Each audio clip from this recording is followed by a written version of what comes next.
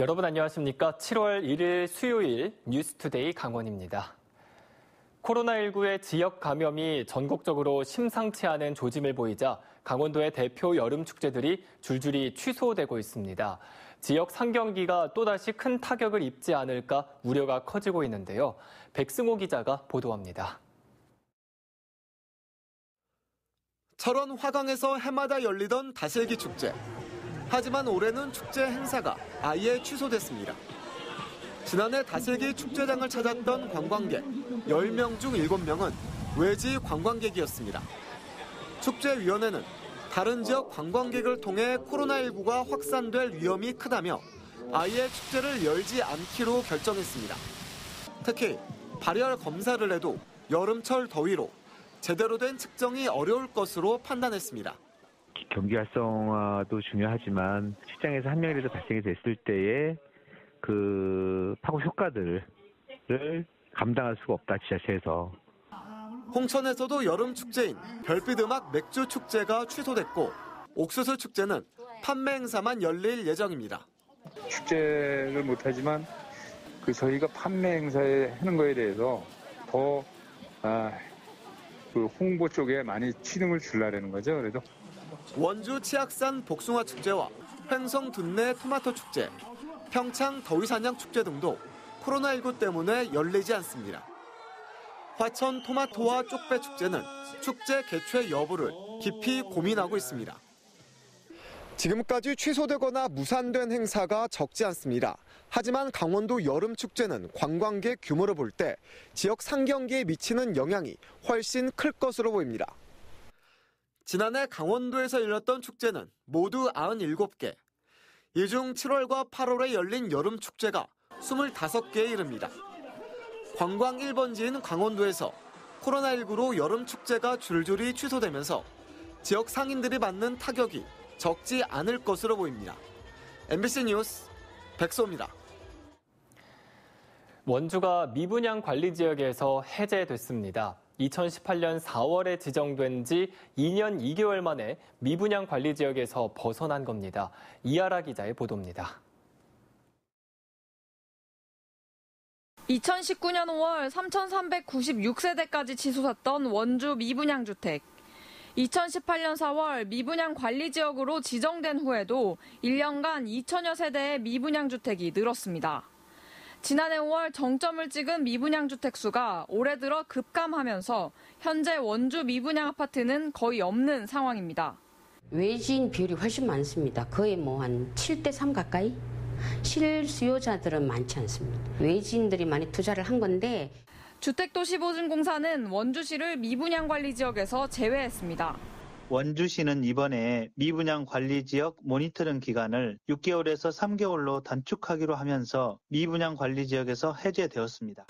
미분양 관리 지역은 미분양 주택 수가 500세대 이상일 경우 지정되는데 올해 들어 원주의 미분양 물량이 대거 해소되면서 모니터링 기간을 거쳐 미분양 관리 지역에서 제외된 겁니다.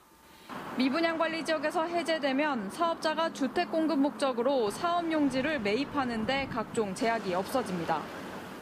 미분양 해소에 이어 미분양 관리 지역에서도 제외되면서 원주 부동산 경기는 회복 기미를 보이고 있습니다. MBC 뉴스 이하라입니다. 일하기를 원하는 도내 경력 단절 여성들을 위한 일자리 지원이 지역 맞춤형으로 변하고 있습니다. 기업 채수가 적은 지역 현실을 반영해 창업 지원의 비중을 늘리고 있는 건데요. 박은지 기자가 보도합니다. 강의실에 모여 앉은 수강생들이 큐브 만들기에 한창입니다.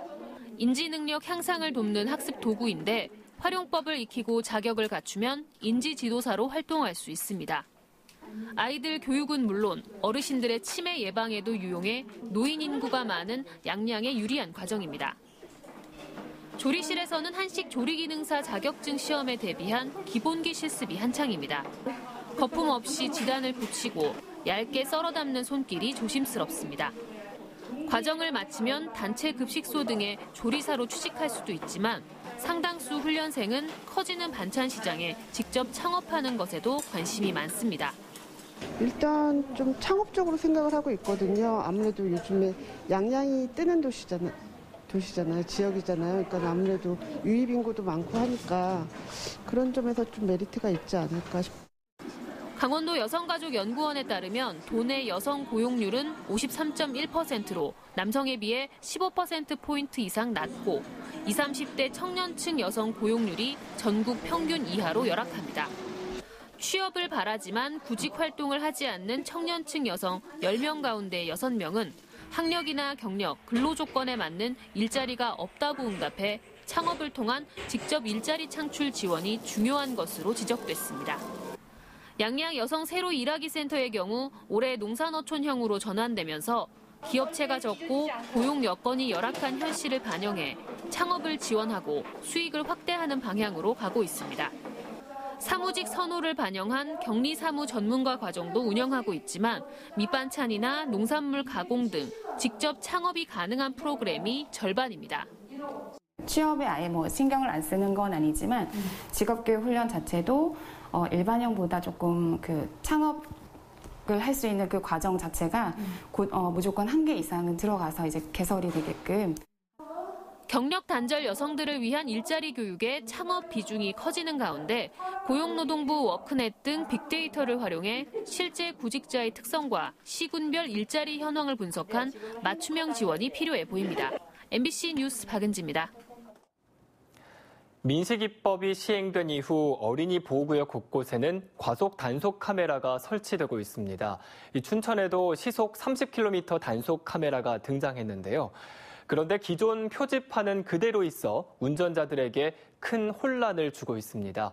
김상훈 기자가 현장 취재했습니다. 강원도 내에는 아직 10개뿐인 스쿨존 과속 단속 카메라. 춘천에는 소양 1교와 2교 사이 왕복 4차선 도로에 딱 하나가 있습니다. 기존에는 시속 50km였지만 최근 시속 30km로 제한 속도가 바뀌었습니다. 춘천 시내 첫 시속 30km 단속 카메라입니다. 과속 카메라 진입 전에는 운전자에게 표지판으로 단속 중임을 알려야 합니다. 그런데 단속 지점에서 1km 떨어진 1차 표지판은 물론 불과 200m 떨어진 표지판도 여전히 시속 50km로 표시돼 있습니다. 이렇다 보니 시속 50km로 달리던 차량들이 카메라 앞에서 갑자기 속도를 줄이는 모습이 많이 목격됩니다. 잘못된 표지판 때문에 사고 위험이 오히려 더 커진 겁니다.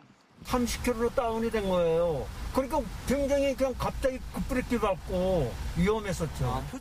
바닥에 표시된 숫자도 제대로 지워지지 않아 혼란을 주고 있습니다. 반대편도 마찬가지 상황입니다. 여기 보시면 시속 50km를 알리는 표지판이 설치되어 있고요. 뒤에 보시면 10m 뒤에 시속 30km를 알리는 표시가 써 있습니다. 차량 입장에서는 1초 차이로 규정 속도가 바뀌는 겁니다. 서로 다른 표지판이 함께 있어 운전자들도 숫자가 헷갈립니다. 잘 안 보이더라고요. 판별이 잘 안 돼가지고 가까이 가지 않은 이상 좀 헷갈려. 5랑 3자가. 경찰과 춘천시는 아직 시속 30km 단속 카메라를 운영하지 않고 있고 정비하는 과정이라고 설명했습니다. 당장 춘천에는 7월 중 스쿨존 11곳에, 강원도 전체로는 올해 안에 스쿨존 103곳에 단속 카메라가 설치될 예정인데 시작부터 엉망인 표지판에 운전자들의 원성을 사고 있습니다. MBC 뉴스 김상훈입니다. 도내 산업 생산과 투자가 하락세를 벗어나지 못하는 가운데 소비 부문은 긴급재난지원금 지급 효과로 2달 연속 상승세를 보였습니다. 통계청 강원지청이 발표한 5월 산업활동 동향에 따르면 광공업 생산은 13.3% 감소했고 재고는 10.8% 증가하는 등 경기 침체를 반영했습니다. 건설 수주액은 도로와 교량, 상하수도 등 공공부문이 640% 늘어났지만 재건축 등 민간 부분은 크게 감소하며 18.2%가 줄었습니다. 반면 소비 부문은 긴급재난지원금 지급 효과로 대형마트는 전년 대비 5.3%, 대형 소매점은 1.6%가 증가했습니다. 강원도교육청은 강원도와 함께 광역학원 방역 공동대응반을 구성해 운영한다고 밝혔습니다. 공동대응반은 전국 다른 지역 학원에서 확진자가 지속적으로 발생하는 상황에 신속하고 체계적으로 대응하기 위해 구성됐습니다. 이에 따라 17개 교육지원청에도 시군과 함께 기초학원 방역 대응반을 운영할 예정입니다. 도교육청은 학원 방역에 총괄 책임을 지며 지자체는 감염병 예방법에 따라 집합 제한 등 필요한 조치를 시행합니다. 원주 지역 공공기관 가운데 2곳이 경영평가에서 D등급을 받아 미흡하다는 지적을 받았습니다. 기획재정부가 최근 발표한 2019년 공공기관 경영실적 평가 결과에 따르면 원주 이전 공공기관 9곳 가운데 대한석탄공사와 한국보훈복지의료공단이 D등급, 한국광물자원공사가 C등급을 받았습니다. D등급을 받은 2개 기관의 기관장은 경고 조치를 받게 되며 예산 편성에서도 불이익을 받게 됩니다. 한편 건강보험공단과 건강보험심사평가원, 한국관광공사, 그리고 한국광해관리공단은 A등급을 받았습니다. 태백시의 대표적 여름 축제인 한강 낙동강 발원제 축제가 올해는 열리지 않습니다. 태백시 축제위원회는 코로나19 확진자가 지속적으로 발생하는 상황을 감안해 올해 개최할 예정이었던 한강 낙동강 발원제 축제를 취소한다고 밝혔습니다. 태백시는 당초 축소 개최를 검토했지만 고령 인구 비율이 높고 진규폐 환자가 많은 지역의 특성 등을 종합적으로 판단해 전면 취소 결정을 내렸다고 설명했습니다. 삼척 흥전리 사지에서 통일신라시대 향로 손잡이에 사용한 금동 사자상이 확인됐습니다. 삼척시는 불교문화재연구소와 함께 지난 2016년부터 삼척 흥전리 사지 발굴 조사를 시행 중인데 올해 조사에서 건물지 3동을 확인했고 금동 사자상이 출토됐습니다. 사자상은 길이 6.2cm로 전체에 도금이 남아있고 불교에서 공양할 때 쓰는 병향로 손잡이에 사용된 것으로 판단되고 있습니다. 원주 KBS 폐쇄반대 범시민대책위원회가 지역 방송국 변경 허가 신청을 철회할 것을 요구했습니다. 범대위는 KBS 본사가 지역의 의사를 무시하고 지역 방송국 TV 방송 허가권을 반납하는 절차를 밟고 있다며 적자의 책임을 사실상 지역 방송에 전가하고 지역 방송을 폐쇄하는 것은 잘못된 일이라고 비판했습니다. 또 청와대 역시 이 일에 책임이 있다며 지금이라도 진상을 규명하라고 주장했습니다. 범대위는 오늘 서울에서 폐쇄 반대 집회를 이어갈 예정입니다.